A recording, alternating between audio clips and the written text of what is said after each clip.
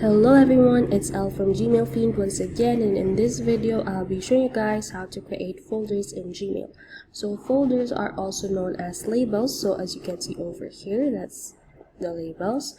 So what you have to do is to click this plus button over here that says create new label.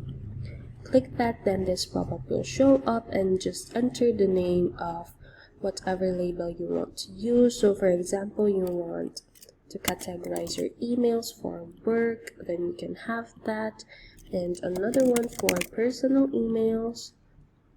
And for example, if you're still a student, you can add in school. So now you have 3 folders or 3 labels in your Gmail. So you can customize them however you like. You can add in color labels, so it wouldn't be hard to distinguish once you have filed your emails under each folder or label.